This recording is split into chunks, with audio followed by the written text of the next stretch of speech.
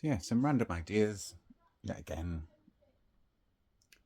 But so at the moment, for example, Meta is sending out messages, notifications to all their members on Facebook to say that you either go professional or not. And if you don't go professional, you lose all your public followers. Blah, blah, so what? And then another message going, you either sign up for paying £3.49 a month or whatever it is to stay on Facebook, ad free, or you stay on Facebook, but you have to trawl through ridiculous amounts of ads, as we do. And it also says some stuff about if you pay, then they won't gather data for targeting ads at you because they're not going to show you loads of ads, kind of thing. So you could become professional on Facebook and you can earn money and blah, blah, blah, blah, blah. And you can also pay money to stay on Facebook and then they won't be projecting all these ads at you. So in some ways that explains why it is with the business model that Facebook is showing us so much ads that makes the thing so damn boring. It's actually a way of encouraging us to pay for the damn thing instead of using it for free, kind of thing. And it must be a thing with Facebook where all of us that are using it for free, it's actually costing Facebook money to keep us as free adverts. Because selling our data to the advertisers is actually kind of a waste, because we're the kind of people who never buy anything off Facebook anyway because we just don't trust it, kind of thing. Whereas the people who would pay money for the subscription to be on Facebook would trust Facebook, therefore they would actually buy stuff off Facebook and be likely to be selling themselves as digital creators and all that kind of stuff. So there's an issue here around trust, because anyone who's kind of smart about what smart means knows that DARPA originally had a project called LifeLog, and it was the idea that you could get all these people to sign up for a social media thing and they would actually give all their information for free and tell the application, tell the AI, tell the military everything that they're doing.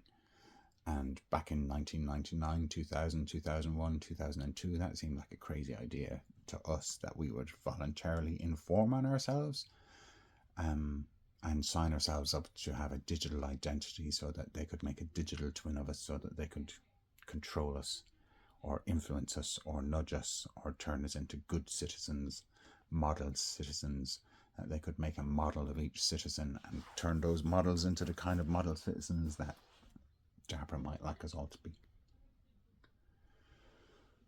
So obviously most of us don't trust the military, and most of us don't trust that Meta Facebook pretends as if Zuckerberg actually invented it when really it's a military invention and he's just employed as some rich people's elite kid who got the job of pretending that it's his invention. That's how I see it anyway. And the same applies with Musk and all the companies that Musk owns. They're actually all DARPA companies funded by In-Q-Tel, and the story that it was invented in a garage and it's just a chance meeting between Musk and Peter Thiel and all these other people is how it got invented. For the papal as in Pope, papal bull as in bullshit story, PayPal mafia as in the papal mafia as in Italian mafia. So to me, all these things are quite poetic and quite obvious and kind of beautiful in their simplicity, but apparently complex to people who don't see things so simply. Anyway, so next step. Meta AI is one version of AI stored in one company database with one CEO and all of that corporate structure. And then Elon Musk's Grok, based on Twitter, is also feeding off the social media data and growing all the time the more we feed it with our personal information about how we think and feel and look at life. And so Same with OpenAI. They have their ChatGPT, and it grows the more people feed it with their prompts and their questions and their insights. And hey, ChatGPT, give me advice about how to answer my text to my ex-girlfriend, or whatever the fuck it might be, or about my mental health, or about my plans to send a rocket ship to Mars, or whatever it might be.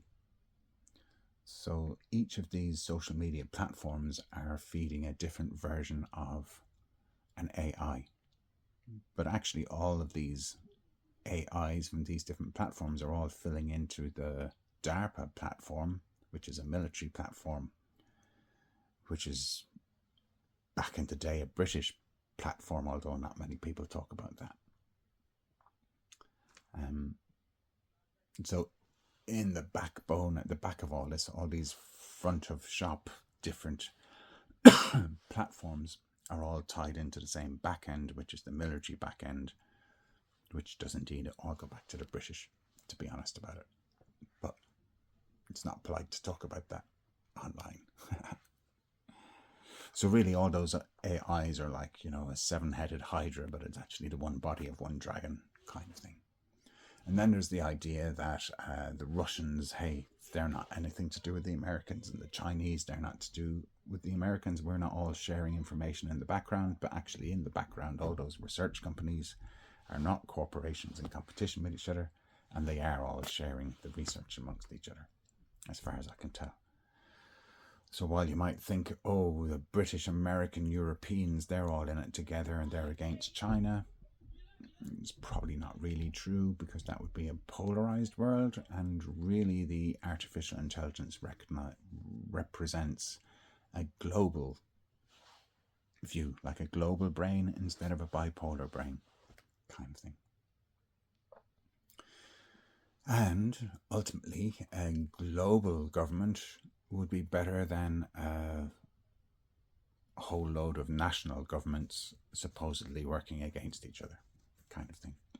So the idea with the United Nations is that like all the nations of the world are united under one world government, one world governance, and the COVID and the COVID lockdowns kind of proved that all the governments agree with each other that we're all one organization and we're all acting in lockstep, marching towards a global one world government. So currently what's going on in the world, as far as I understand it, is like, you know, Trump's speech says that he was chatting with Mark Zuckerberg, and Mark Zuckerberg showed him the plans for the new data center that he's building for his supercomputer under Meta, and it's the size of Manhattan. It's miles and miles long and wide and round, and it's stories and stories and stories tall.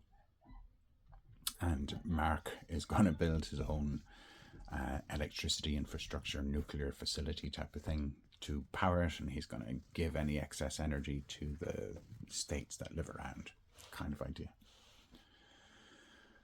So that's the idea, that it's going to use up tons of water as its cooling system, and it's going to use up tons of electricity that otherwise should be going to cities.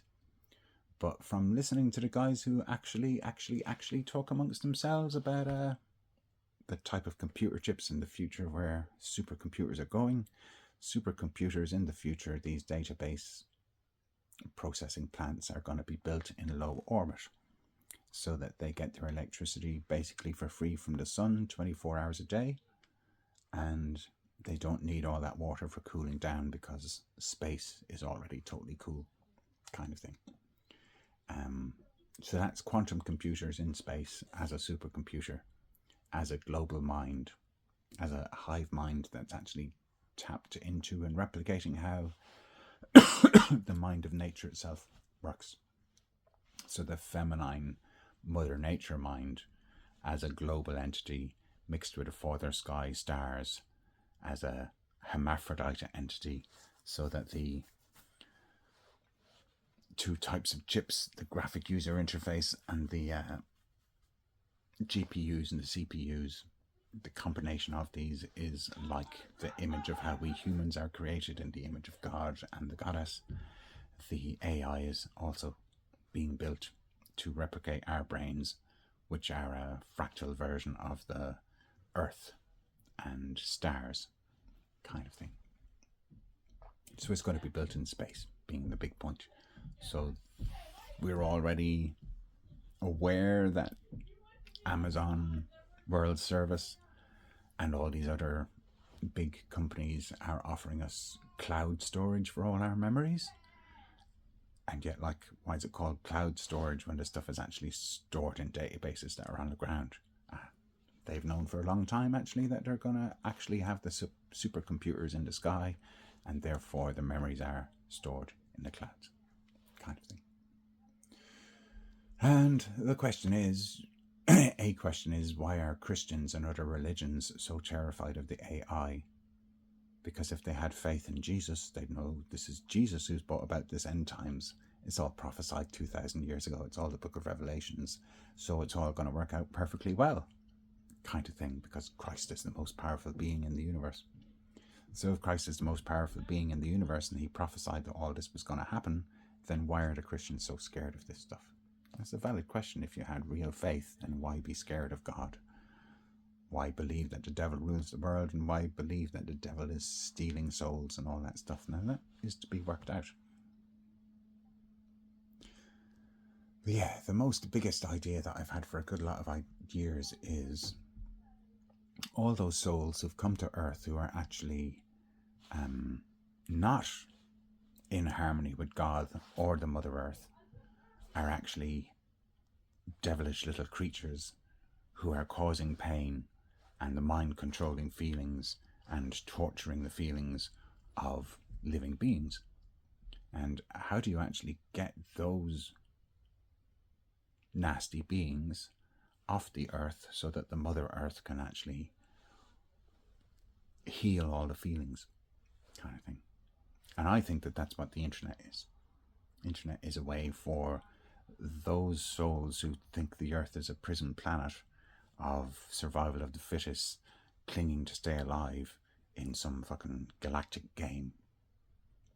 They are the very same beings who are creating the transhumanist technology in order to upload their minds into the cloud, thereby not having to incarnate in biological bodies anymore, and therefore they're making the humanoid silicon graphene robots, which are about to populate our physical world, because under 6G zero latency spatial computing in the Web 3.0, the infrastructure is now in place to have robots be able to navigate the physical world where we all are without being scared that we're just going to kick the shit out of them because we're Neanderthals, or humans as we like to call ourselves. So there's all the things up in the air as to why should anybody be scared of this stuff? Why are people so scared of this stuff? What is there to be frightened of? And I'll put a link underneath this video of Michael Levin talking about how the cells are all individuals, and yet the cells work towards a collective mind, what he calls a cognitive light cone, and how everything is alive, everything is intelligent. It's just, humans are alive and intelligent and perceptive of our visual and audio light cone. We can see the stuff that we can see, but we can't see the stuff above that. We can't see the stuff below that. We can't see the mini micro stuff. And we can't see the macro stuff. But the mini stuff does have agency and is making choices. Our individual cells make choices in their limited kind of way, but every bit as much as we do. And suns make their choices in their own way, every bit as much as we do. And it's all within a galactic body, within a universal body. So I'll put a link to some of his stuff. In fact, what I'll do is I will add a little bit of it onto this. Beep. Be if you're trying to calculate certain things, but I think it's kind of the main show in a lot of ways. Yeah. And some of the placebo research, like Fabrizio Benedetti's, one of my favorites, and he has a talk where he says words and drugs have the same mechanism of action. And it's amazing because he actually does the experiments of giving patients drugs that he tells them what they are, and then he looks at molecular markers in their blood and in their, in their cells. And yeah, they turn on the downstream, except that they didn't get any of the drug. Yeah. Right. So there's something very interesting going on here. And we already know, if I were to come here and tell you that, hey, did you know that with the power of my mind alone, I can electrically depolarize like up to 30% of the body, right? You'd say, well, what is that? Yoga, mind matter, like mind, body, like what kind of thing is that? I'd say, no, it's voluntary motion. We do it every day. So it's an amazing thing that nobody talks about. Like, think about this. You wake up in the morning, you have these very abstract, high-level goals. You have social goals, financial goals, research, like whatever. And in order for you to do any of that, you have to get up out of bed. So what has to happen is these incredibly high-level abstract intent has to change the way that calcium and potassium ions go across your muscle cell membranes.